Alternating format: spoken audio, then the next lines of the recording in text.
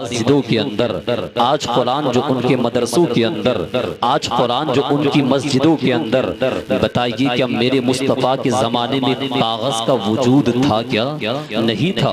मेरे मुस्तफ़ा के ज़माने में कागज़ का वजूद नहीं, यानी कुरान तो फिर कहाँ लिखा हुआ था? कुरान तख्तियों पर लिखा हुआ था, कुरान पत्थरों पर लिखा हुआ था, कुरान इन तमाम तख्तियों पर और हड्डियों पर लिखा हुआ था। यानी मुस्तफ़ा के ज़माने में ये कुरान जो आज तुम्हारे घरों के अंदर, ये कुरान मुस्तफ़ा के ज़माने में जब नहीं था, तो बताइए क्या कुरान को हटा दिया जाए? क्या कुरान को जला दिया जाए? क्या कुरान को मिटा दिया जाए?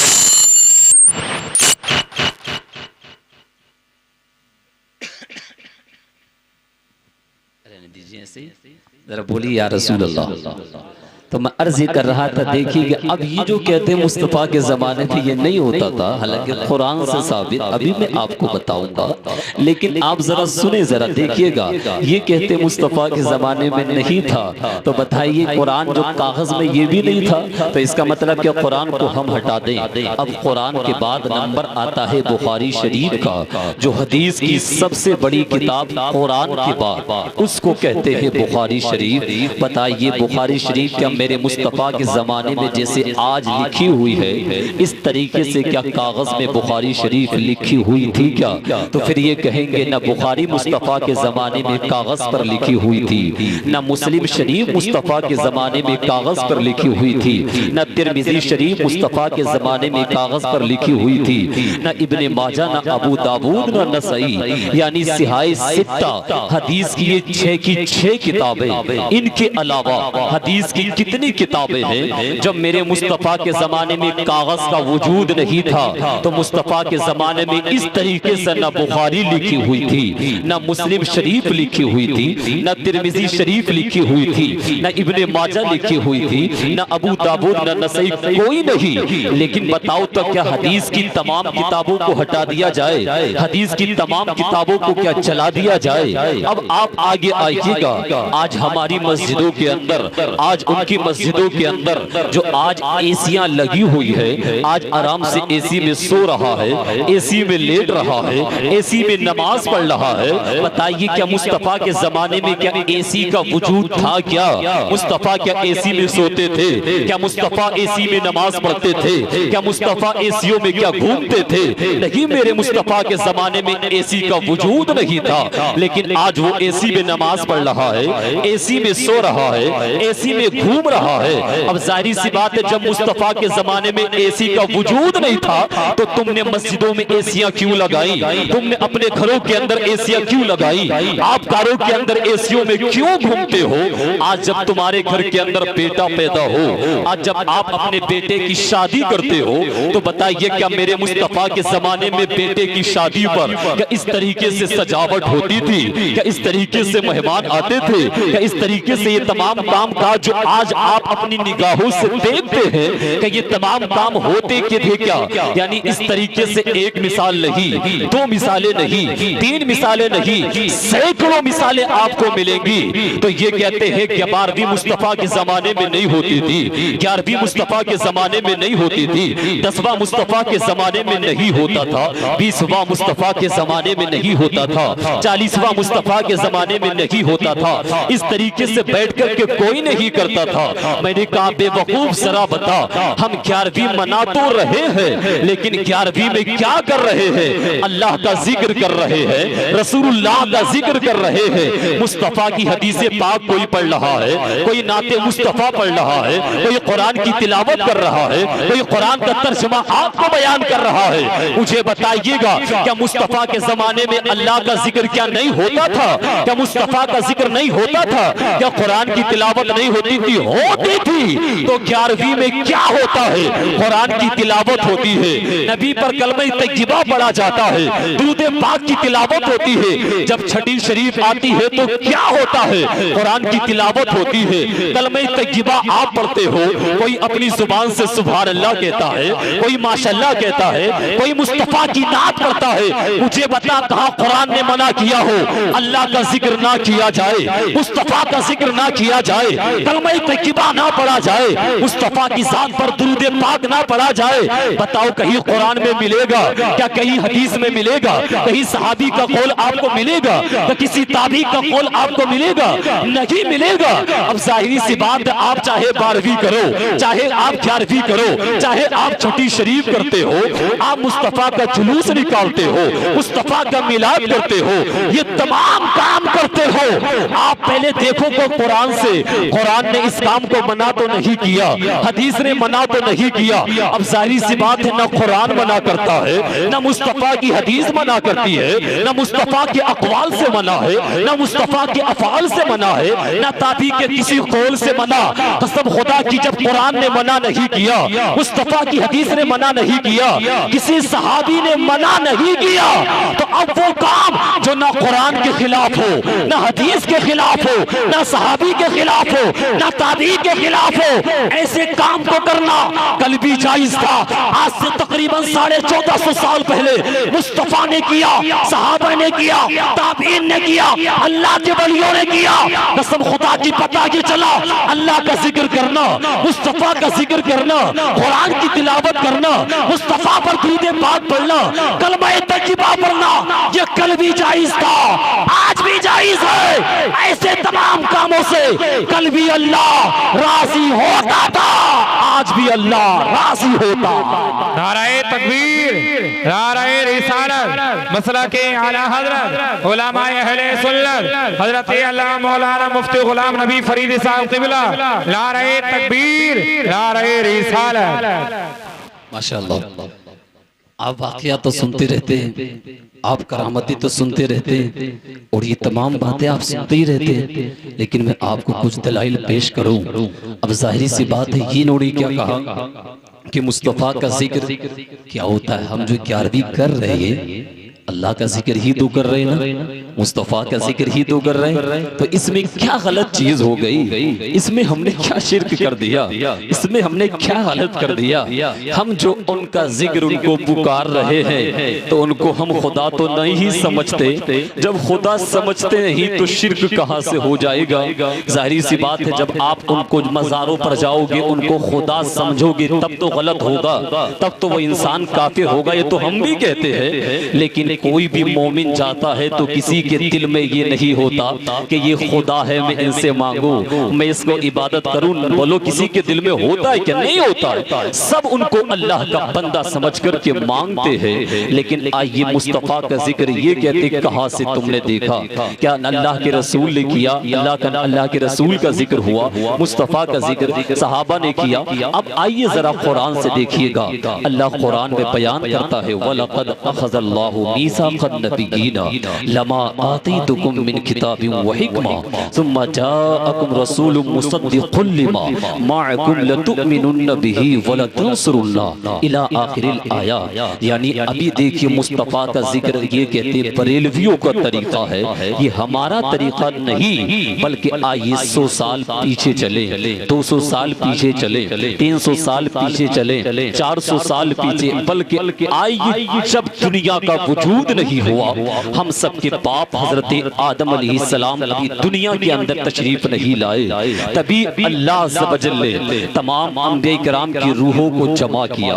हम कहते हैं ऐसे आप जमा होने के बाद आज जिक्र कर रहे हैं, किसने कहा ये हमारा तरीका है? बल्कि आइए जरा कुरान से सुनिएगा, मैंने कुरान की आयत मुक़द्दसा पढ़ी, अल्लाह ज़वजल ने हजरत आदम अलैहिस्सलाम की रूह को जमा किया, हजरत शीश की रूह को बुलाया, हजरत नूह की रूह को बुलाया, हजरत मूसा, ईसा, इलियास, तमाम अंबिया अलैहिमुस्सलातु व तस्लीम की रूहों को जमा किया। अभी दुनिया के अंदर किसी नबी को नहीं भेजा, बल्कि रूहों को जमा करने के बाद अल्लाह ने फरमाया, ए आदम, मैं आपको नबुव्वत अता करूंगा, लेकिन आपको नबुव्वत उसी नबी के सदक़े में अता करूंगा। ए मूसा, आपको नबुव्वत अता करूंगा, लेकिन नबुव्वत उसी मुस्तफ़ा के सदक़े में अता करूंगा। जब वो रसूल तुम्हारे पास में आए, मुसद्दिक़ुल लिमा माअकुम, तुम्हारे पास जो किताब होगी वो मुस्तफ़ा उसकी तस्दीक करता हुआ आएगा, तुम्हारी तस्दीक करता हुआ आएगा। अंबिया अलैहिमुस्सलाम ने गोया कि अर्ज किया हमें क्या करना है?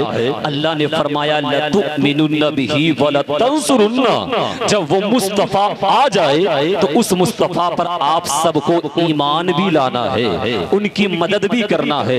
देखिए यानी उनका वोटर भी बनना है, उनका सपोर्टर भी बनना है। किसने? अल्लाह। कौन जिक्र कर रहा है? अल्लाह जिक्र कर रहा है। किसका जिक्र कर रहा है? मुस्तफ़ा का जिक्र कर रहा है। कब कर रहा है? जब दुनिया का वजूद नहीं हुआ, हजरत आदम अलैहिस्सलाम दुनिया के अंदर नहीं आए, हजरत शीस अलैहिस्सलाम दुनिया के अंदर नहीं आए, हजरत मूसा अलैहिस्सलाम दुनिया के अंदर नहीं आए, हजरत ईसा अलैहिस्सलाम दुनिया के अंदर नहीं आए। और अल्लाह अज़्ज़ व जल बयान कर रहा है यानी तुमको नबुव्वत दूंगा लेकिन मुस्तफ़ा के सदक़े, इब्राहीम तुमको नबुव्वत दूंगा लेकिन मुस्तफ़ा के सदक़े। तभी तो हजरत आदम की उम्मत दुनिया के अंदर आई और आने के बाद तमाम के तमाम उम्मतियों ने अपने नबी का कलमा पढ़ा, ला इलाहा इल्लल्लाह, आदम सफीउल्लाह, ला इलाहा इल्लल्लाह, इब्राहीम खलीलुल्लाह, ला इलाहा इल्लल्लाह, हजरत नूह नजीउल्लाह। यानी तमाम अंबिया किराम की उम्मत आती रही, अपने अपने नबी का कलमा पढ़ते रहे। लेकिन जब नबी कलमा पढ़ते तो अपना कलमा नहीं पढ़ते थे, बल्कि अंबिया किराम तो वही कलमा पढ़ते, ला इलाहा इल्लल्लाह मुहम्मदुर रसूलुल्लाह। हजरत आदम आए तब मुस्तफ़ा का कलमा, हजरत शीस आए तब मुस्तफ़ा का कलमा, हजरत इब्राहीम आए तब मुस्तफ़ा का कलमा, हजरत मूसा आए तब मुस्तफ़ा का कलमा। अब कौन कहता है जिक्र करना बरेलवियों का तरीका? तुम मुस्तफ़ा का जिक्र करते हो, आज जिक्र करते हो। कसम खुदा की पता ये चला मुस्तफ़ा का जिक्र तो उस वक्त भी हो रहा था जब तुम्हारे बाप का वजूद नहीं था, हजरत आदम का वजूद नहीं, हजरत शीस का वजूद नहीं, हजरत मूसा का वजूद नहीं। यानी अभी दुनिया के अंदर कोई नबी तशरीफ नहीं लाया, तब भी अल्लाह मुस्तफ़ा का जिक्र बयान कर रहा था। पता ये चला मुस्तफ़ा का जिक्र करना किसी दुनियादार का तरीका नहीं होता, मुस्तफ़ा का जिक्र करना ये परवरदिगार का तरीका होता। अल्लाह सुभान अल्लाह, बहुत खूब माशाअल्लाह। अच्छा बात समझ में आ रही है? आप तो मुस्कुरा भी नहीं रहे, क्या बात, बड़े खामोशी से सब बैठे भाई। इतना अच्छा इंतजाम आपने किया है और अभी ज्यादा टाइम भी नहीं हुआ, यानी 10:30 अभी हुए और 12 बजे तक तो आराम से चलता ही है ना। 12 बजे सो ही जाते हैं तो कम से कम आप मुस्कुरा करके तो बोल दें सुभान अल्लाह, ताकि लगना चाहिए। हजरत ने बुलाया, मौलाना खील साहब ने, हजरत ने तारीफ की माशाल्लाह। सब यहाँ ऐसा सब पढ़े लिखे लोग हैं माशाल्लाह, सब बेहतर है, बहुत अच्छी बात है माशाल्लाह। हमारी कौम तरक्की करे, हमारे मुस्लिम तरक्की करे, हमें खुशी होती माशाल्लाह, बहुत तरक्की करें। लेकिन जो अल्लाह और उसके रसूल का जिक्र है तो हमें दीन के कामों में भी तो तरक्की करनी चाहिए। सिर्फ दुनिया में तरक्की करते रहे, सारे काम 50 साल की जिंदगी के लिए इतनी तरक्की कर ली और जहां आखिरत में आपको क़यामत तक कब्र में सोना है उसके लिए 5 मिनट नहीं दे सकते, उसके लिए 10 मिनट नहीं निकाल सकते। अल्लाह समद अफसोस होता है। लेकिन जब मैं अर्ज़ कर रहा था मुस्तफ़ा का जिक्र, आप तवज्जो दीजिएगा जरा, बोलिए या रसूल अल्लाह, तो बोलिए मुस्तफ़ा का जिक्र होता कि नहीं होता है? किया अल्लाह, मुस्तफ़ा ने अल्लाह का जिक्र किया, अल्लाह ने मुस्तफ़ा का जिक्र किया, मुस्तफ़ा का जिक्र सहाबा ने किया, तो ये जिक्र तो चला आ रहा है। अब 10वां हम करें, 20वां करें। 10वें में क्या करते हैं? वही मस्जिद में बैठकर घर पर कुरान की तिलावत ही तो करते हैं, चनों पर कलमा तकीबा ही तो पढ़ते हैं। कौन सा हम गलत काम कर रहे हैं? यानी आप उसकी हकीकत को नहीं देखते, ये कर क्या, उसके अंदर क्या हो रहा है। सिर्फ नाम से फर्क नहीं होता। इस तरीके से तो देखिए आपके यहाँ पर जो इंग्लिश के पढ़े लिखे हजरात हैं वो सुबह के नाश्ते को बोलते हैं ब्रेकफास्ट, फिर बोलते हैं लंच, फिर बोलते हैं डिनर। हमने कहा भाई सुबह को नाश्ता करते हो तो ब्रेकफास्ट बोल देते हो, दोपहर को खाना खाते हो तो लंच बोल देते हो, शाम को आप खाना खाना खाते हो तो डिनर बोल देते हो, ये इंग्लिश आपको कहाँ से आई? कहा करती क्या हो अब सुबह को? कहा सुबह को वही चाय और खाना ही खाते हैं। कहा दोपहर को क्या करते हो? कहा दोपहर को भी खाना ही खाते हैं। मैंने कहा शाम में क्या करते हो? कहा शाम में भी खाना ही खाते हैं। बेवकूफ, जब तुम खाना ही खाते हो तो नाम क्यों चेंज आपने कर दिए? कहा हजरत आप नहीं समझोगे, आपको इंग्लिश नहीं आती। मैंने कहा मुझे इंग्लिश तो नहीं आती, लेकिन मैं तुझे जरूर समझा दूंगा। कहा क्या मतलब? का तुम कहते हो कभी 12वीं करते हो, कभी कहते हो 11वीं करते हो, कभी कहते हो छठी करते हो, कभी कहते हो जुलूस निकालते हो, कभी कहते हो 10वां करते हो, कभी कहते हो 20वां करते हो, कभी कहते हो मिलाद करते हो, कभी कहते हो मुस्तफा का जिक्र करते हो। मैंने कहा बस समझ लीजिएगा, जिस तरीके से ब्रेकफास्ट नाम अलग है, दोपहर के खाने को लंच कहते हो, शाम के खाने को डिनर बोलते हो, नाम आपने अलग अलग रखे, लेकिन करते क्या हो? वही खाना ही खाते हो, वही खाना ही ठूसते हो। तभी तो हम तुमको समझाना चाहते हैं, हमने नाम सिर्फ चेंज कर दिए। कभी हम 12वीं बोल देते हैं, लेकिन जिक्र अल्लाह का होता है, जिक्र रसूलुल्लाह का होता है, जिक्र सहाबा का होता है, जिक्र अल्लाह के नेक बंदों का होता है। कभी हम 11वीं बोल देते हैं, कभी हम 12वीं बोल देते हैं, कभी हम छठी बोल देते हैं, कभी हम 10वां बोल देते हैं, कभी हम 20वां बोल देते हैं। सिर्फ नाम का फर्क है, लेकिन आप उठा करके देखो, जब 12वीं का महीना आए तब अल्लाह का जिक्र करते हैं, मुस्तफा का जिक्र करते हैं। जब 11वीं आए तब मुस्तफा का जिक्र करते हैं। ओ कसम खुदा की है, मैं नहीं कहता, बल्कि अल्लाह का कुरान कहता है, या अय्युहल्लज़ीना आमनु ज़्कुरुल्लाह ज़िक्रन कसीरा। ईमान वालो, जब जब तुम्हें वक्त मिला करे अल्लाह का खूब खूब जिक्र किया करो। तो अल्लाह का जिक्र करके हम किसी को राजी नहीं करते, बल्कि अल्लाह को राजी करते हैं।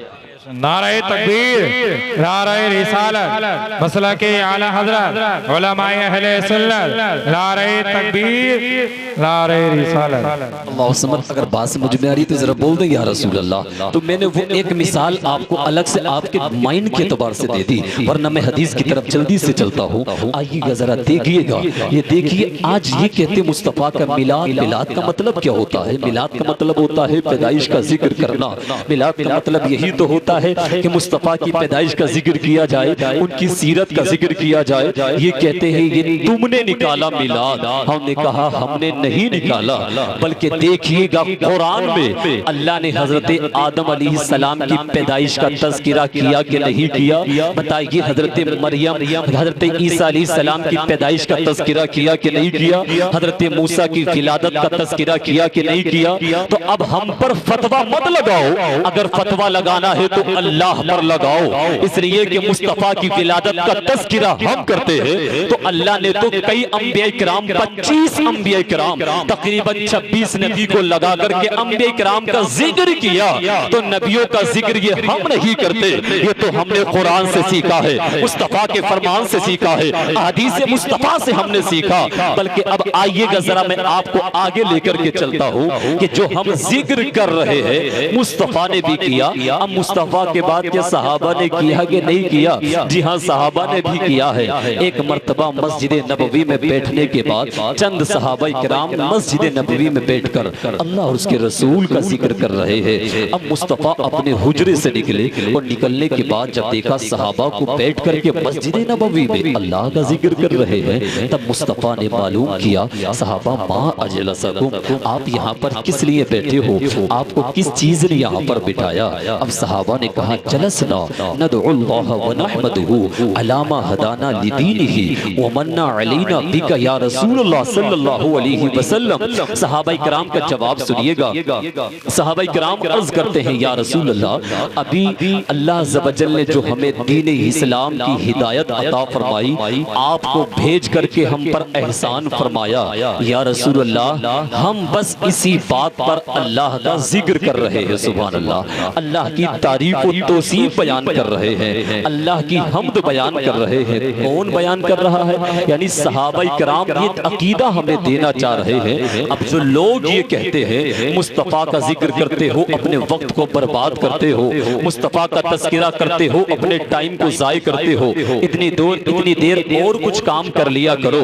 मैं उन अकल के अंधों से, उन बेवकूफों से पूछना चाहता हूँ जो आज से तकरीबन 1450 साल पहले मस्जिद नबवी के अंदर सहाबाई किराम बैठ कर के जो अल्लाह और उसके रसूल का जिक्र कर रहे थे, क्या सहाबाई किराम क्या अपने वक्त को बर्बाद कर रहे थे? क्या सहाबाई किराम अपने टाइम को खराब कर रहे थे? क्या सहाबाई किराम अपने वक्त को बर्बाद नहीं, बल्कि सहाबा की फजीलत को क्या तुम जानोगे?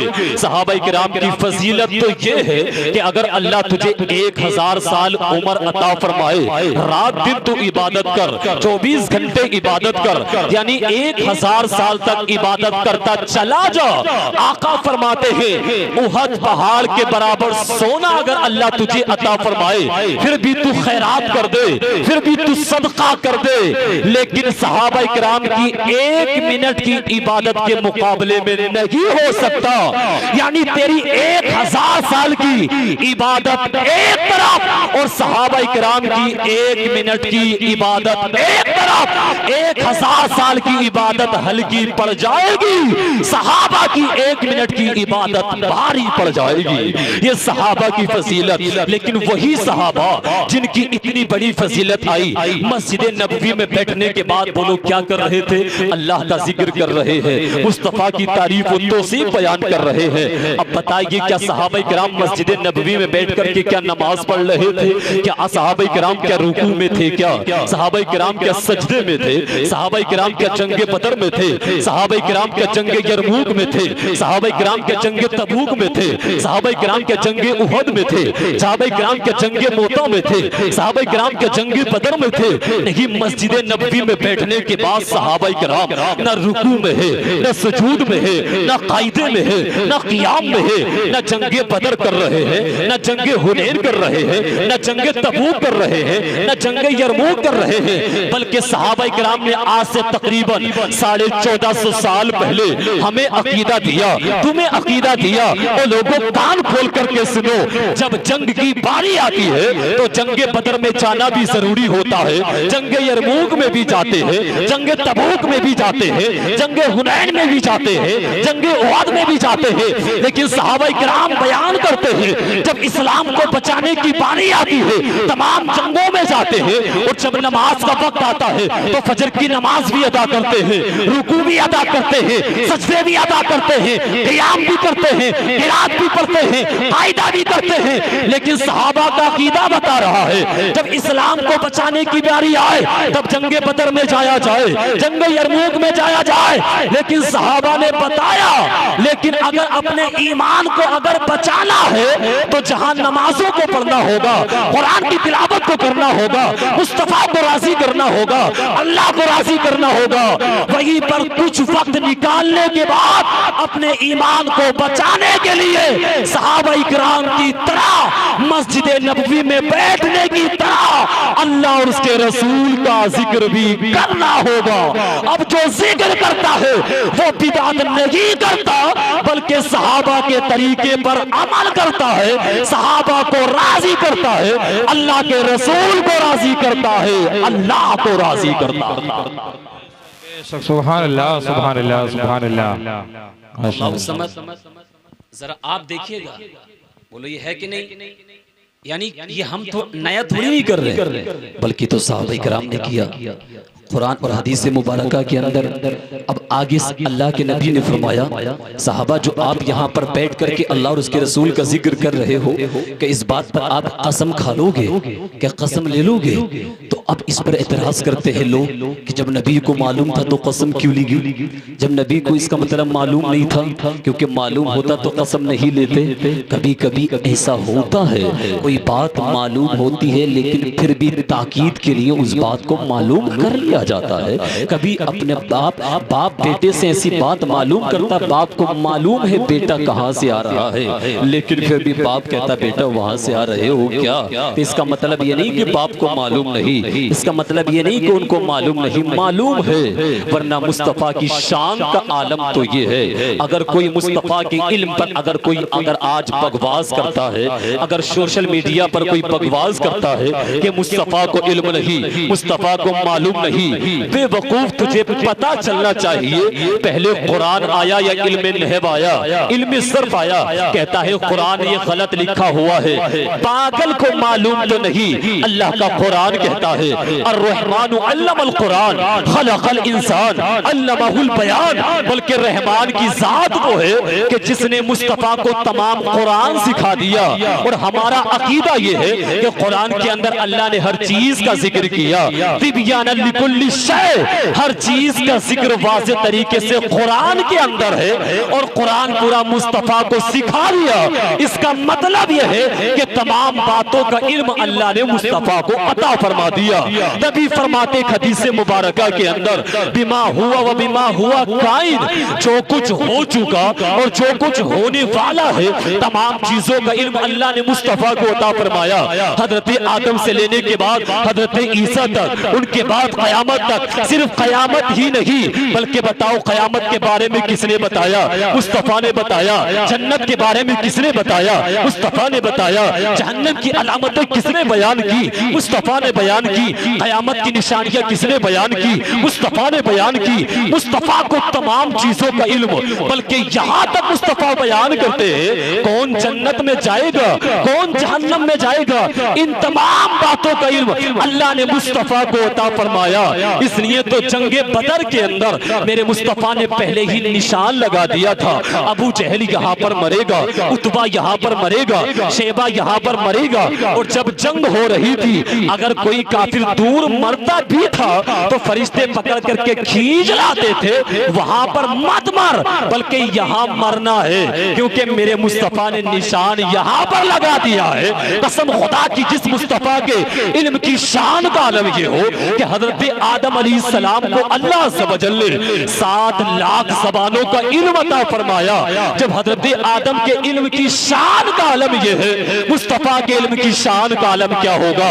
तभी तो आला के फरमाते हैं काबे के बबरू तुझा तुम पे करोड़ों दुरूद, तौबा के शमसुद्दुहा तुम पे करोड़ों दुरूद, और कोई गैब क्या तुमसे निहा हो भला, जब ना खुदा ही छुपा तुम पे करोड़ों दुरूद।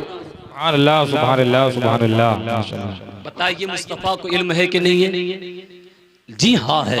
अब जाहिर सी बात है मुस्तफ़ा के बाद ये सिलसिला चलता चलता जब उनके बाद सहाबा की फजीलत, उनके बाद फिर अल्लाह ज़बजल ने अल्लाह के वलियों को दुनिया के अंदर मबूस किया, जिनका आप और हम जिक्र कर रहे हैं। अल्लाह समझ, जरा मुझे बताइए आज इतने साल हो गए लेकिन अल्लाह के वलियों का हम जिक्र क्यों करते? कभी आपने गौर किया?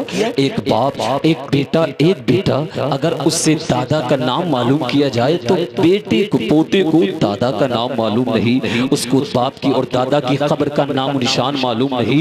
कहा लेकिन इतने साल होने के बावजूद आखिरकार क्या वजह है कि बच्चा हुजूर गौसे पाक का नाम जानता है, हुजूर ख्वाजा गरीब नवाज का नाम जानता है, हुजूर साबिर पाक का नाम जानता है, हुजूर आला हजरत का नाम जानता है। आखिरकार कभी आपने गौर किया कि एक बाप और दादा कि जिसने मुझे जवानी की दहलीज पर ला करके खड़ा किया, मैं उसकी खबर पर जाने के लिए तैयार नहीं होता, उसके लिए इसाले सवाब करने के लिए तैयार नहीं होता? ये किसकी कमी है? ये मेरे बाप की कमी है। इसलिए कि जब आज तुम अपने बेटे को अपने बाप की खबर पर लेकर के नहीं जाते, वो बेटा ताकि पोता दादा की खबर का पता चल जाए, उनके लिए इसाले सवाब कर दे, उनके लिए कुरान पढ़ दे, तो आप इस बात को भूल जाना कि तेरा बेटा अपने बेटे को मेरी खबर पर लेकर के आएगा, नहीं आएगा। जब आज अपने बेटे को, अपनी औलाद को मैं अपने बाप की खबर पर लेकर नहीं जाता तो क्या मेरा बेटा मेरी खबर पर अपने बेटे को लेकर के आएगा? नहीं आएगा। आज अफसोस होता है, आज अजमेर का चक्कर लगाते हो, कलियर का चक्कर लगाते हो, घूमने आप कभी नैनीताल जाते हो, कभी कश्मीर जाते हो, लेकिन कभी तौफीक नहीं होती कि बाप की खबर पर जाने के बाद कभी फातिहा पढ़ दिया करो, कभी कुरान पढ़ दिया करो, कभी कलमे तैयबा पढ़ दिया करो। यार जिस बाप ने ला करके के जवानी की दहलीज पर तुमको खड़ा किया, तुमको जवान किया, तुम्हारी शादी की उस बाप की कब्र पर क्यों नहीं जाते? पहले माँ बाप को राजी करना होगा, तभी अल्लाह के वली राजी होंगे, वरना अजमेर जाना बेकार होगा, कलियर जाना बेकार होगा, बरेली जाना बेकार होगा। इसलिए कि अल्लाह के वलियों के मज़ार के अंदर से आवाज आती है, रिज़ा रब्बी फी रिज़ल वालिद व सख्त रब्बी फी सख्तिल वालिद। अगर अल्लाह को राजी करना चाहते हो तो माँ बाप को राजी कर लो, और अगर माँ बाप को नाराज करोगे तब अल्लाह नाराज होगा। तो पहले माँ बाप को राजी कर, तब अल्लाह के वलियों के मज़ार पर जाएगा, तब अल्लाह अपना उनका फैजान तुमको अता फरमाएगा।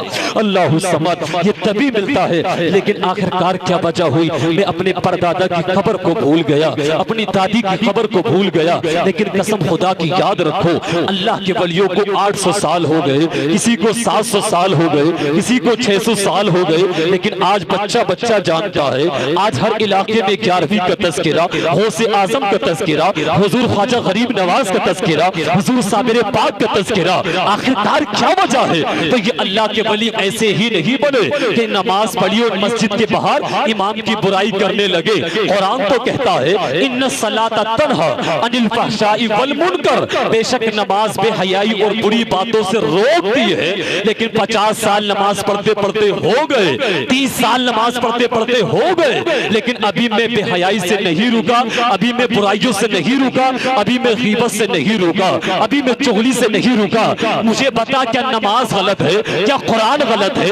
या नमाज पढ़ने वाला नमाजी गलत है? क्योंकि कुरान तो कहता है जो बंदा नमाज सच्चे दिल के साथ पढ़ता है वो मुत्तकी बन जाता है, वो परहेजगार बन जाता है, वो बेहयाई और बेहयाई के कामों से रुक जाता है। लेकिन नमाज भी 20 साल से लगातार पढ़ रहा है, लेकिन उसके बावजूद बेहयाई वाले काम कर रहा है। मुझे बताओ क्या गलत है? ना कुरान गलत हो सकता है, ना नमाज गलत हो सकती है, बल्कि नमाज पढ़ने वाला ये खुद गलत है। इसलिए अच्छे तरीके से नमाज को अदा ही नहीं किया, इस वजह से बेहयाई से नहीं रुकता, गीबत से नहीं रुकता। अल्लाह के वली बेहयाई नहीं करते, वो गीबत नहीं करते, वो चुगली नहीं करते, किसी का दिल नहीं दुखाते थे, वो किसी को नहीं सताते थे, वो किसी को गालियां नहीं देते, बल्कि जंगलात के अंदर, बल्कि बयाबान के अंदर, बल्कि पहाड़ों पर जाने के बाद रात को अल्लाह का जिक्र कर रहे हैं, दिन में अल्लाह का जिक्र कर रहे हैं। कोई रात को तहज्जुद पढ़ रहा है, सलातुल अव्वबीन पढ़ रहे हैं, नमाज हाजत पढ़ रहे हैं। तमाम नमाजों को अदा करने के बाद अल्लाह के वलियों के मजार से आवाज आती, बेवकूफ तू नमाज छोड़ करके सफर करके मजारों पर जाता है। नमाज छोड़ करके जाएगा तो फैजान नहीं मिलेगा, उनकी रूहानियत नहीं मिलेगी, उसका तुझे सवाब नहीं मिलेगा, बल्कि अल्लाह के वलियों के मजार से आवाज आती है। हम यूं ही नहीं बने, बल्कि पहले हमने नमाजों को अदा किया, तब अल्लाह ने ये मकाम अता फरमाया। हमने कुरान की तिलावत की, तब अल्लाह ने ये मकाम अता फरमाया। हमने मुस्तफा को राजी किया, तब अल्लाह ने ये मकाम अता फरमाया। कसम खुदा की, दुनिया के अंदर आने के बाद न गर्मी देखी है, न सर्दी देखी, न रात देखी, न दिन देखा, न बारिश देखी, कोई मौसम नहीं देखा। रात को भी जुबान पर अल्लाह का जिक्र, कसम खुदा की 40 साल तक ईशा के वुज़ू से फजर की नमाज पढ़ता हो, उसकी शान का आलम क्या होगा।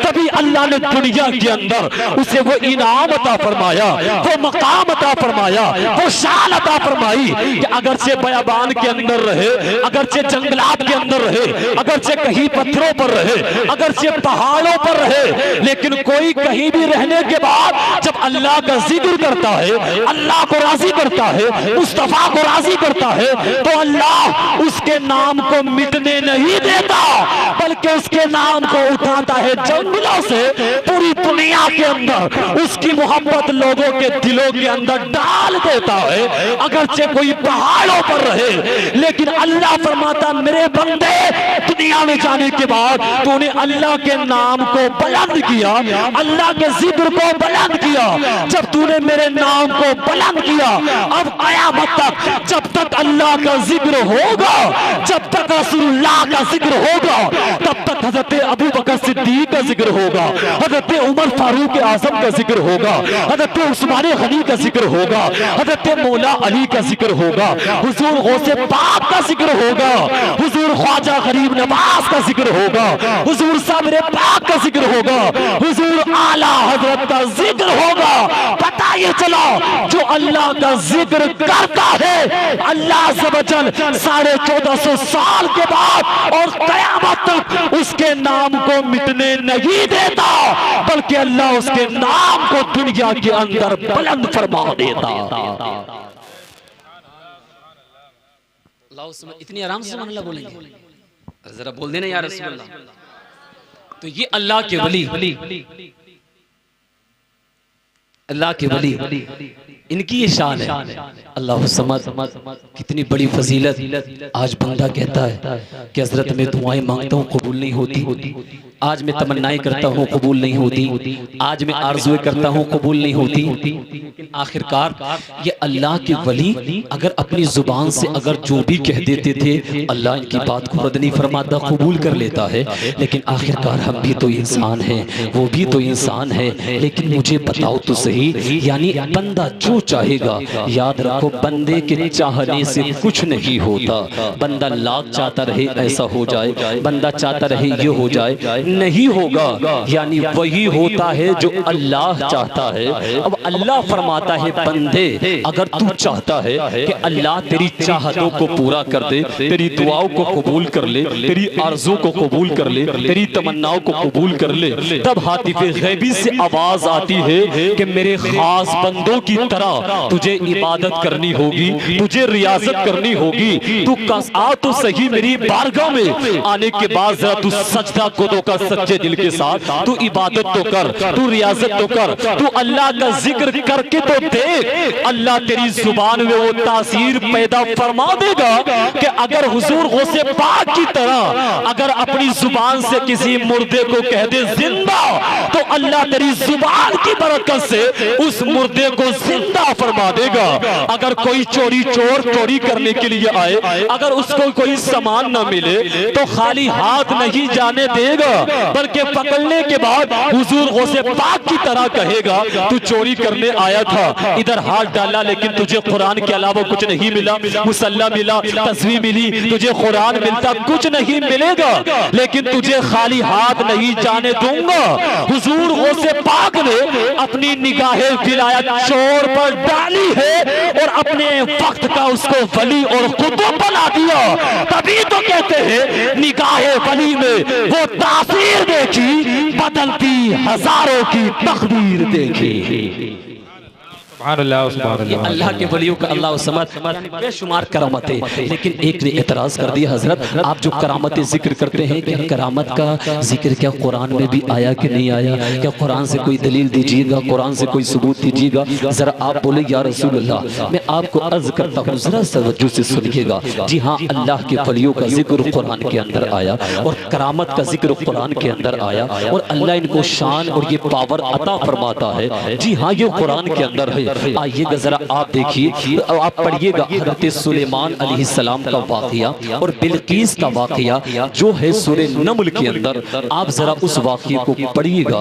हज़रत सुलेमान अलैहिस्सलाम की मजलिस लगी हुई थी, बिल्कीस जो वे आ रही थी रास्ते में, यानी अभी कुछ दूरी पर थी। हज़रत सुलेमान अलैहिस्सलाम ने वो समझा कि उसके तख्त को मंगाया जाए। इतना भारी तख्त है, इतना बड़ा तख्त है, इतनी दूर से कई मील के फासले से कौन ला करके दे देगा। हज़रत सुलेमान अलैहिस्सलाम ने कहा कौन है मेरी मजलिस के अंदर जो मुझे वो तख्त ला करके दे दे। कुरान कहता है क़ाला इफ़रीतुम मिनल जिन्न, एक जिन्न खड़ा हुआ और खड़ा होने के बाद कहा हज़रत सुलेमान अलैहिस्सलाम वो तख्त मैं ला करके दे दूंगा। यानी आज हम समझते हैं कि जिन्नातों को ज्यादा पावर है, शैतानों को ज्यादा पावर नहीं, बल्कि जिन्नात ये अल्लाह के वलियों के गुलाम होते हैं। सुभान अल्लाह, अल्लाह के वली इनसे काम करवाते हैं, ये उनके ताबे होते हैं। जिन्नातों को अल्लाह के वलियों से ज्यादा पावर नहीं होती, उनसे ज्यादा ताकत नहीं होती।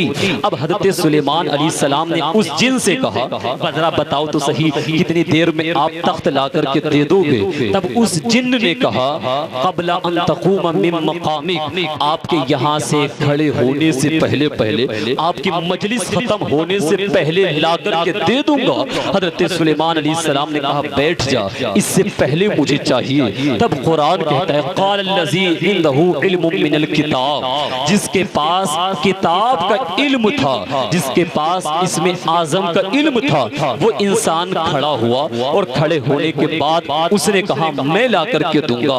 हज़रत सुलेमान अलैहिस्सलाम ने कहा पता कितनी देर में ला करके दे देगा, कि मैं आपको कोई कहानी नहीं सुना रहा हूँ, बल्कि ये कुरान के अंदर जो वाक़या मैं वो बता रहा हूँ। अब उसने कहा कि मैं, उन्होंने कहा क़ब्ला अन यर्तद्दा इलैका तरफ़ु, उन्होंने कहा मैं पलक झपकने से पहले पहले वो तख्त ला करके दे दूंगा। जरा बोले सुभान अल्लाह। कसम खुदा की इतना कहा, जब इतना कहा कि ठीक है पलक झपकने से पहले पहले, उन्होंने कहा ठीक है ला करके दीजिएगा। इधर इसमें आज़म की बरकत से इन्होंने दुआ मांगी, इधर पलक खोला है, अल्लाह ने उनकी दुआ, उनकी ज़बान की बरकत से इतने भारी तख्त को इतनी दूर से वहीं पर हाजिर कर दिया है। सुभान अल्लाह। अब कुरान में तफसीर के अंदर आप तफसीर की कितनी किताबें पढ़ लो, तफसीर की कितनी किताबें, कि ये जिसके पास किताब का इल्म था ये कौन इंसान था? तो ये हजरत सुलेमान अलैहिस्सलाम का वजीर हजरत आसिफ बिन बरखिया, इनका नाम तफसीर के अंदर आता है। हजरत आसिफ बिन बरखिया ये थे। अल्लाह अल्लाह। अब जरा मेरी बात को कैच करने की कोशिश कीजिएगा। हजरत सुलेमान अलैहिस्सलाम कौन है? वो नबी है। हजरत सुलेमान अलैहिस्सलाम को नबुव्वत किसके सदक़े में मिली? मुस्तफ़ा के सदक़े में मिली। हजरत आदम की उम्मत, हजरत नूह की उम्मत, हजरत सुलेमान अलैहिस्सलाम की उम्मत, इन तमाम उम्मतों में सबसे अफजल किसकी उम्मत है? हमारे मुस्तफ़ा की उम्मत है कि नहीं है? यानी आप और हम मुस्तफ़ा की उम्मत में हम सबसे अफजल हैं। मैं नहीं कहता बल्कि कुरान कहता है। अल्लाह समद कुरान ने कहा सबसे बेहतरीन उम्मत हो। अब मुझे बताइएगा जब हजरत सुलेमान अलैहिस्सलाम उनकी उम्मत के वली, यानी हर नबी की उम्मत में वली हुए। अब ये आइए उलमा किराम से पूछिएगा कि इतने वली हर उम्मत में हुए, तमाम वलियों में किस उम्मत के वली अफजल है? तो कहेंगे जब मुस्तफ़ा की उम्मत अफजल, मुस्तफ़ा तमाम नबियों में अफजल, मुस्तफ़ा जो शरीयत लाए वो तमाम शरीयतों में अफजल, मुस्तफ़ा जो किताब लेकर के आए वो तमाम किताबों में अफजल। जब तमाम चीजें अफजल है तो मुस्तफ़ा की उम्मत के जो वली है वो तमाम उम्मतों के वलियों से अफजल है। अब जाहिर सी बात, अब आप बात को सुनिएगा, जब हजरत सुलेमान अलैहिस्सलाम की उम्मत के वली मुस्तफ़ा की उम्मत के वली से अफजल नहीं बल्कि इस उम्मत के वली अफजल है। और जब वो इतना, उनको इतनी शान अल्लाह ने अता फरमाई, इतनी ताकत अता फरमाई, इतनी पावर अता फरमाई कि वहीं से बैठे बैठे कई हजार मील की दूरी से इतना भारी तख्त, इतना लंबा तख्त पलक झपकने से पहले ला करके जब हजरत सुलेमान अलैहिस्सलाम की उम्मत के वली जब इतना बड़ा काम कर सकते हैं और उन वलियों से सबसे अफजल मुस्तफ़ा की उम्मत के वली है, कसम खुदा की जब उनको शान अता फरमाई तो सबसे जो अफजल हो अल्लाह ने उस मुस्तफ़ा की उम्मत के वलियों को वो शान अता फरमाई, वो पावर अता फरमाई, वो ताकत अता फरमाई कि अगर अपनी जुबान से अगर मुस्तफ़ा की उम्मत के वली अगर किसी मुर्दे को कह दे जिंदा तो अल्लाह उनके कहने की बरकत से उस मुर्दे को जिंदा पैदा फरमा देता है। अगर ये किसी को कह दे बे औलाद को अल्लाह इसके नसीब में औलाद नहीं है तो इसको औलाद अता फरमा दे, अल्लाह उनकी बरकत से औलाद अता फरमा देता है। इस उम्मत के वलियों की शान का आलम ये है, कभी बाप बीमार हो जाता हो, कभी बेटा बीमार हो जाता हो, कभी बेटी बीमार हो जाती हो, कभी माँ बीमार हो जाती हो, लाख दवाइयां तुम कर लेते लेकिन कोई इलाज नहीं हो रहा, कहीं से शिफा नहीं मिल रही।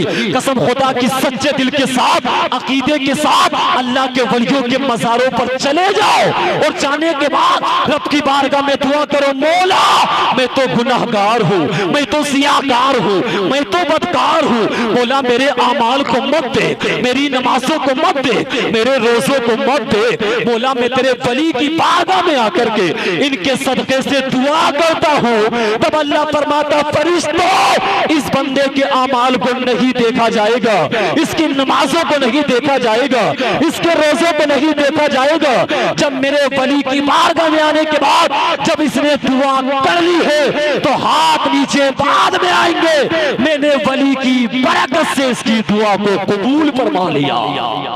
बेशक सुभान अल्लाह माशाअल्लाह माशाअल्लाह। अल्लाह समझ। जरा आप देखिएगा तो बताइए अल्लाह के वलियों की करामत का सबूत कुरान से है कि नहीं है? जी हाँ, कुरान से है।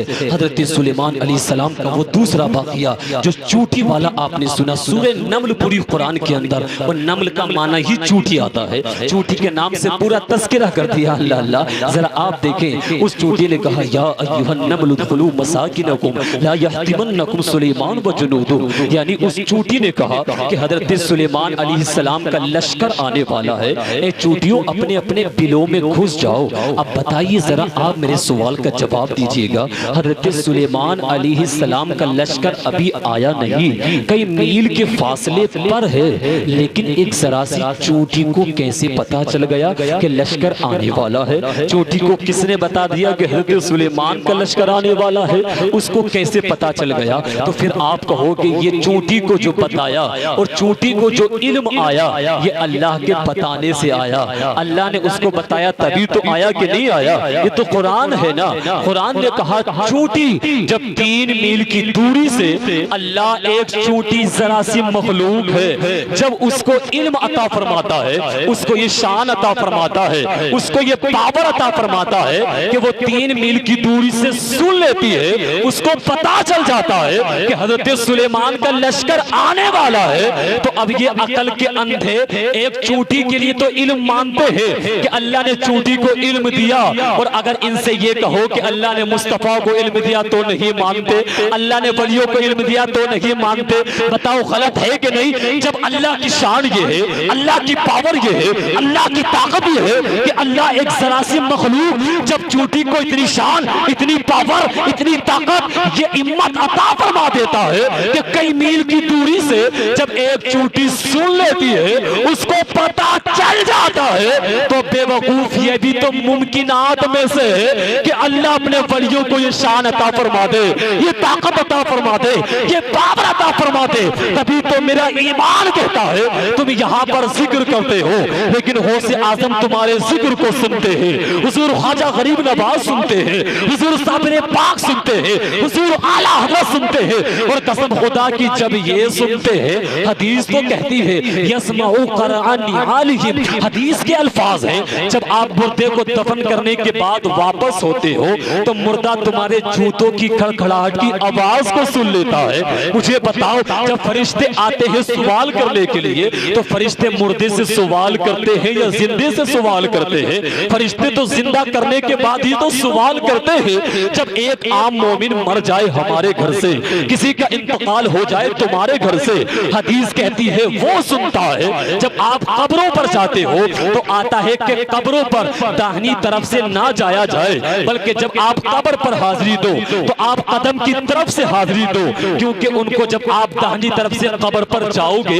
तो उनको मुड़ कर के देखने की जहमत होगी, इसलिए दाहिनी तरफ से कब्रों पर मत जाओ, बल्कि कदम की तरफ से जाओ ताकि उनको देखने में आसानी हो। आप जो कुछ पढ़ते हो उनको फायदा होता है। कसम खुदा की जब एक आम मोमिन सुनता है तो जो तमाम वलियों का सरदार हो, जो बताओ जो तमाम वलियों का सरदार हुजूर गौसे पाक हो, वो क्या नहीं सुनते होंगे? हुजूर साबिर पाक भी सुनते हैं, हुजूर ख्वाजा गरीब नवाज भी सुनते हैं, हुजूर आला हजरत भी सुनते हैं, हुजूर ताज शरिया भी सुनते हैं। जब ये तमाम के तमाम अल्लाह के वली सुनते हैं तो इनके ऊपर चलिएगा, हजरत इमाम हुसैन भी सुनते होंगे, हजरत इमाम हसन भी सुनते होंगे, और जब ये सुनते हैं इनके ऊपर चले, हजरत अली भी सुनते हैं, हजरत उस्मान भी सुनते हैं, हजरत उमर फारूक आजम भी सुनते हैं, और सबसे बड़ा मर्तबा तमाम नबियों के बाद जो मर्तबा इंसानों में आता है उनका नाम है अबू बकर सिद्दीक। फिर वो भी तो सुनते होंगे, और जब वो सुनते हैं तो बताओ हजरत आदम भी सुनते होंगे, हजरत शीश भी सुनते हैं, यानी तमाम के तमाम अंबिया किराम सुनते हैं।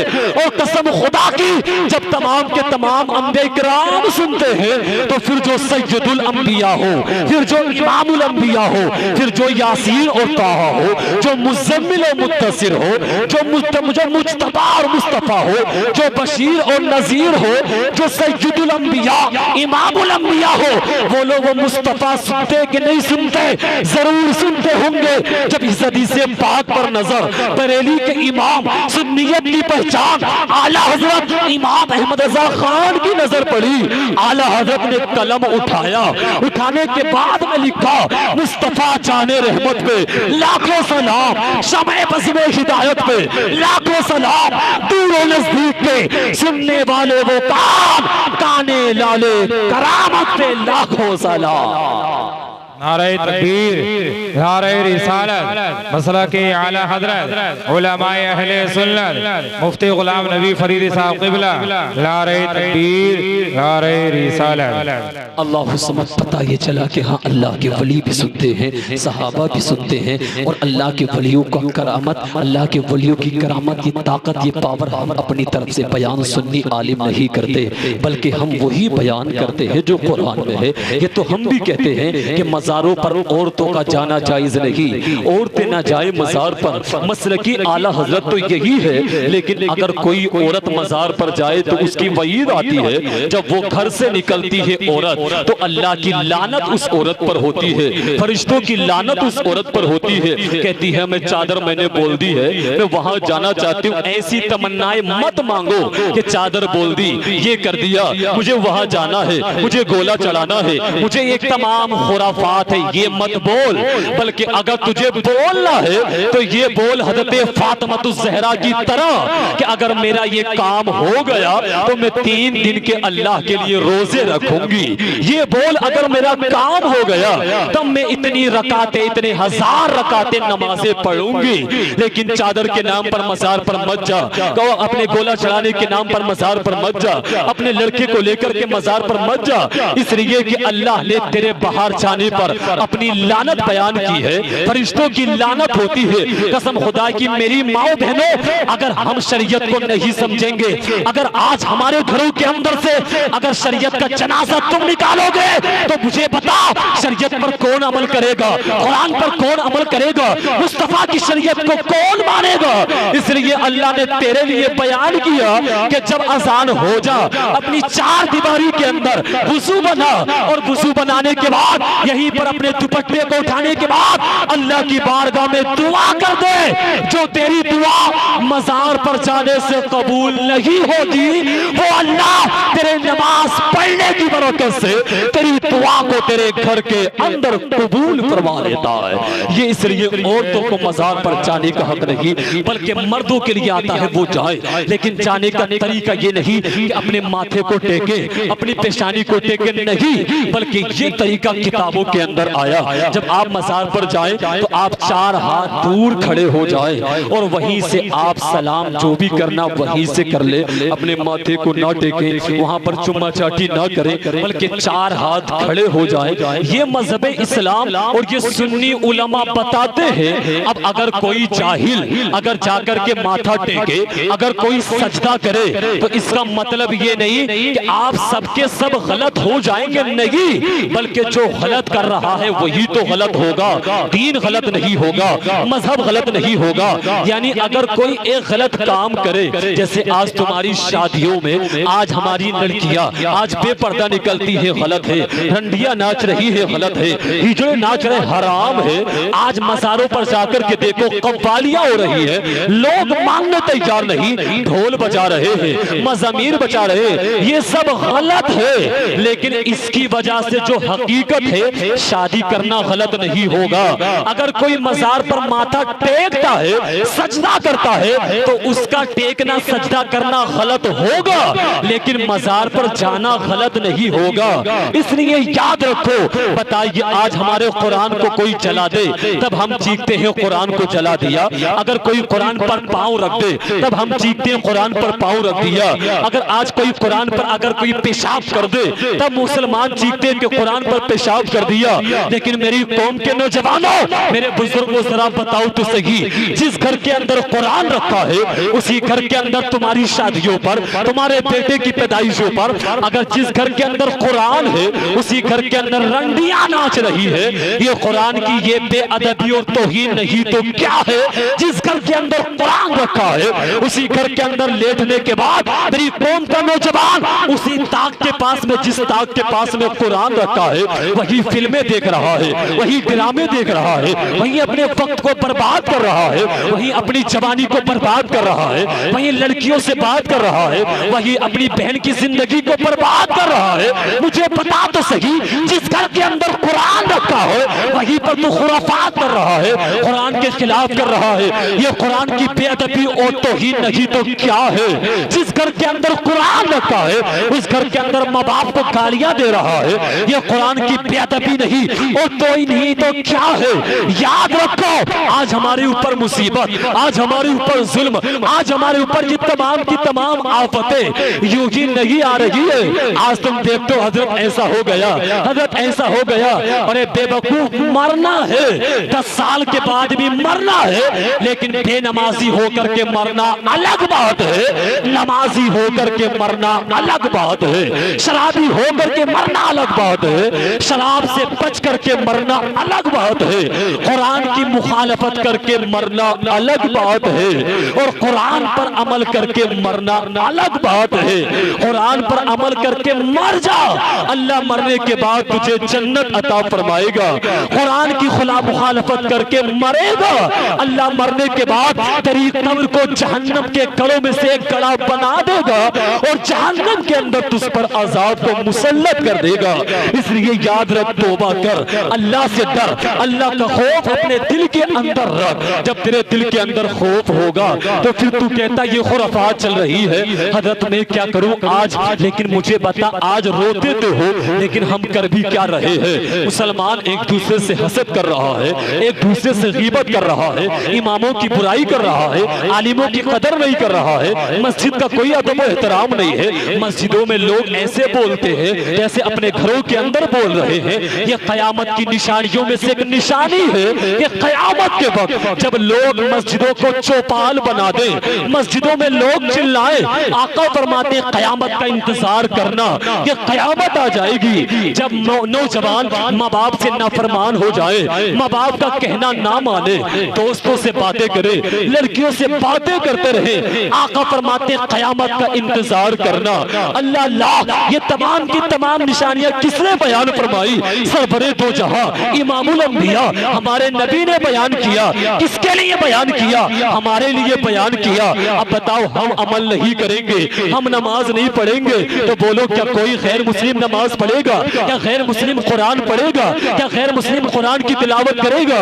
नहीं नहीं, बल्कि याद रखो, आता है जो फजर की नमाज को छोड़ देता है अल्लाह उसके चेहरे से नूर खत्म कर देता है। जो जुहर की नमाज को छोड़ देता है अल्लाह उसके रिस्क से बरकतों को खत्म कर देता है। जो असर की नमाज को छोड़ देता है अल्लाह उसके जिस्म से ताकत को खत्म कर देता है। जो मगरिब की नमाज को छोड़ देता है अल्लाह उसकी औलाद से बरकतों को खत्म कर देता है। जो इशा की नमाज को छोड़ देता है अल्लाह उसकी जिंदगी से चैन और सुकून को खत्म कर देता है। जब तमाम चीजों को तुमने खत्म कर दिया, अब कहां से राहत मिलेगी? कहां से सुकून मिलेगा? कहां से ये होगा? आज जो आप हालात देख रहे हो, कभी मुस्तफा के खिलाफ, कभी मुसलमान के खिलाफ, कभी तुम्हारे मदरसों के खिलाफ, लेकिन मेरी कौम के नौजवानों, बुजुर्गों, याद रखो, आज तुम तलवार नहीं उठा सकते। मैं कहता हूं तलवार मत उठा, नेज़ा मत उठा, भाला मत उठा, लेकिन तू कुछ नहीं कर सकता, मत कर। लेकिन इतना तो कर सकता है मेरी माओ बहनों, जब तेरे मस्जिद के अंदर फजर की अजान हो जा तो वुजू बना और बनाने के बाद मस्जिद के अंदर चला जा। और मेरी माए बहने, वुजू बनाने के बाद अपने घरों के अंदर सजदा कर ले और यहाँ पर सजदा करने के बाद फजर की नमाज को पढ़, जोहर की नमाज को पढ़, असर की नमाज को पढ़, मगरिब इशा को अदा करने के बाद हाथों को उठा करके दुआ कर। इसलिए कि मुस्तफा बयान करते हैं जो काम न तलवार से हो सकता है, जो काम न पैसे से हो सकता है, जो काम न नेज़ों से हो सकता है, जो काम न भालों से हो सकता है, और दुआ यरदुल क़ज़ा, अल्लाह ने तेरी दुआ के अंदर वो ताकत और पावर को रखा है कि अल्लाह तेरी दुआओं की बरकत से तेरी तकदीर को बदल देता।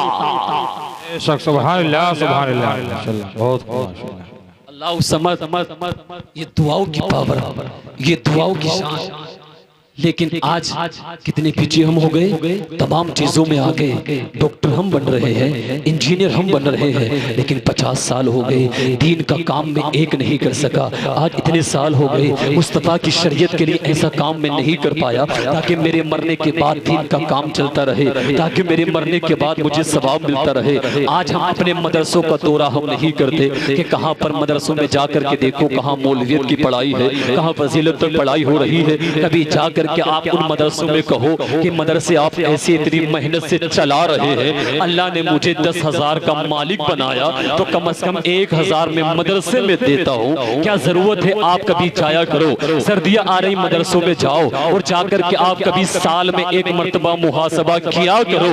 ये तुम्हारा चलना भी अल्लाह ज़बरजल तुम्हें इबादत का सवाब अता फरमाएगा। इसलिए अल्लाह कुरान के अंदर हमें पुकार करके कहता है, या अय्युहल्लज़ीना आमनू क़ू अनफुसकुम व अहलीकुम नारा, ईमान वालों अपने आप को जहन्नम की आग से बचाओ, अपने घर वालों को जहन्नम की आग से बचाओ, अपनी बहन को जहन्नम की आग से बचाओ, अपनी माँ को जहन्नम की आग से बचाओ, अपने बेटों को जहन्नम की आग से बचाओ। इसलिए कि ये किससे कहा जा रहा है, ये ईमान वालों से कहा जा रहा है। लेकिन किससे जहन्नम की आग से बचने के लिए कहीं अल्लाह फरमाता है, या अय्युहल्लज़ीना आमनू दुखुलू फिस्सिल्मि काफ़ा, ईमान वालों मज़हब इस्लाम के अंदर अच्छे तरीके से दाखिल हो जाओ। तुम अल्लाह के रसूल का जिक्र करते हो, अल्लाह के वलियों का जिक्र करते हो, लेकिन एक बात को आप याद रखो, अल्लाह का जिक्र करना, अल्लाह के रसूल का जिक्र करना, ये अल्लाह के वलियों का जिक्र करना तभी तुम्हें और हमें फायदा देगा जब तुम फराइज की अदायगी करोगे। जो तुम्हारे ऊपर फर्ज है पहले उसको अदा करना होगा, पहले वाजिबात को अदा करना होगा, उसके बाद नफिल और मुस्तहब्बात की तरफ चलना होगा। वरना अल्लाह किसी नफिल को नफली इबादत को कबूल उस वक्त तक नहीं फरमाएगा जब तक कि तुम फराइज की अदायगी को मुकम्मल ना कर लोगे। इसलिए तो फरमाया अपने आप को जहन्नम की आग से। आज मेरा बेटा बीमार हो जाए, बाप परेशान हो जाता है, MBBS डॉक्टर के पास, बड़े बड़े डॉक्टरों के पास दिखाता है कि हज़रत ये बेटा बीमार हो गया, इसका इलाज कीजिए, इसका चेकअप कीजिए, 10,000 खर्च कर देता है, 20,000 खर्च कर देता है जरा से बुखार की वजह से। लेकिन मेरे बाप और मेरी माँ जरा मुझे बता तो सही, अल्लाह के वलियों का जिक्र करने वालों, अल्लाह के वलियों से मोहब्बत करने वालों जो जिक्र करते हो, उन्होंने अपनी जिंदगी को कैसे गुजारा। आप अपनी जिंदगी वैसे गुजारेंगे तब आपके मोहब्बत करने का दावा सही होगा। वरना आप कहते रहो कि गौसे आजम से मुझे मोहब्बत है, नमाज एक टाइम की नहीं, ये मोहब्बत नहीं होगी। कहते रहो हुजूर ख्वाजा गरीब नवाज से मोहब्बत है और तुम झूठ बोलते रहो, ये मोहब्बत नहीं। मोहब्बत हकीकी मानों में तभी होगी जब तुम उनके तरीके पर अमल करेगा, तब अल्लाह के वली भी राजी होंगे। तब अल्लाह पुकार करके कहता है, इन्नल्लज़ीना आमनू वामिलुस सालिहात कानत लहुम जन्नातुल फिरदौसी नुज़ुला। मरने के बाद दुआ करते हो, अल्लाह जन्नतुल फिरदौस में आला से आला मकाम अता कर दे, आला से आला मकाम अता कर दे। लेकिन कुरान कहता है तेरे मरने के बाद कोई दुआ करे कि ना करे चलेगा, कोई कब्र पर जाए कि ना जाए चलेगा, लेकिन दुनिया के अंदर ईमान लाने के बाद अच्छे अमाल कर ले, नमाजों को अदा कर, अल्लाह को राजी करके दुनिया से मर जाओ। कोई कब्र पर जाए कि ना जाए, अल्लाह सबजल तेरे मरने से पहले तेरे लिए जन्नतुल फिरदौस में आला से आला मकाम तैयार फरमा देता है। अल्लाह समद ये हमें कब मिलेगा? हमें कुरान पर अमल करने से मिलेगा, मुस्तफा की शरीयत पर अमल करने से मिलेगा। इसलिए मैंने कहा कि अगर बुखार आ जाए तो बाप परेशान हो जाता है, लेकिन मेरे बाप और मेरी माँ जरा बता तो सही मेरे भाई, अगर इसी मेरे बेटे को जब जहन्नम की आग के अंदर जलाया जाएगा तो मुझे बता, आज तो दवाई देकर के बेटे को बचा लेता है, क्या मरने के बाद कब्र के अंदर क्या अपने बेटे को जहन्नम की आग से क्या बाप बचा पाएगा? क्या माँ बचा पाएगी? क्या भाई बचा पाएगा? क्या ताऊ बचा पाएगा? क्या प्रधान बचा पाएगा? कोई नहीं बचा पाएगा। इसलिए कि यौम यफिर्रुल मरउ मिन अखी व उम्मिही व अबी व साहिबतिही व बनी, यानी वो दिन वो होगा कि जिस दिन बाप बेटे से भागता होगा, बीवी शोहर से भागती होगी और बेटी माँ से भागती होगी। कोई किसी को एक एक नेकी देने के लिए तैयार नहीं होगा, बता उस जहन्नम का तस्करा अपनी औलाद को कौन बताएगा, उस जन्नत का तस्करा कौन बताएगा।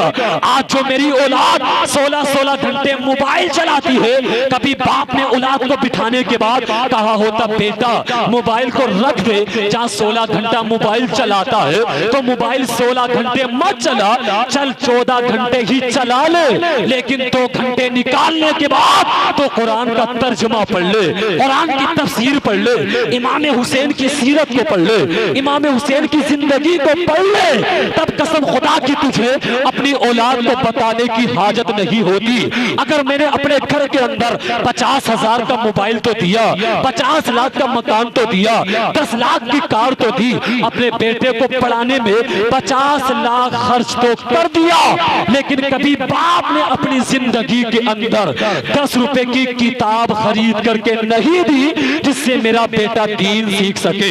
क्या हलाल होता है, क्या हराम होता है। आज आप घरों का जायजा लो, मोबाइल तो मिलेगा, कारें मिलेंगी, बाइक मिलेगी, लेकिन मुस्तफा की शरीयत सीखने के लिए अगर नहीं मिलेगा तो कोई इस्लामी किताब नहीं मिलेगी, कोई मसाइल की किताब नहीं मिलेगी। यही वजह है आज मेरी कौम और आज मेरी नस्लें बर्बाद होती चली जा रही है, अपने अकीदे को डगमगाती चली जा रही है। औलाद को पैदा करना कमाल नहीं है, बल्कि जब औलाद पैदा हो गई उसको मुस्तफा की शरीयत, मुस्तफा का दीन सिखाने के बाद अच्छे रास्ते पर चलाना, ताकि मरने के बाद बाप भी जन्नत के अंदर जाए, बेटा भी जन्नत के अंदर जाए, बेटी भी जन्नत के अंदर जाए, माँ भी जन्नत के अंदर जाए, पूरा परिवार जन्नत के अंदर तभी जाएगा जब ये बाप ताकीद करेगा और सब नमाज पढ़ के अल्लाह को राजी करेंगे। तो अल्लाह जिस तरीके से दुनिया के अंदर तुम्हें एक मकान के अंदर रखता है, मरने के बाद तुम्हें इस तरीके से अल्लाह जहन्नम में जन्नत के अंदर एक महल तुम्हारे लिए तैयार फरमा देगा। तो जन्नत के अंदर बाप भी जाएगा, बेटा भी जाएगा, बेटी भी जाएगी, बीवी भी जाएगी। अल्लाह को राजी करने की वजह से सब जन्नत के अंदर जाते नजर आ जाएंगे। अल्लाह सबत। जरा देखिएगा, आज हम अमल नहीं करें तो कौन अमल करेगा। आज इस मुस्तफ़ा की शरीयत को, मुस्तफ़ा का जलसा हम करा रहे हैं, इन जलसों से अगर दीनी पैगाम ना पहुँचे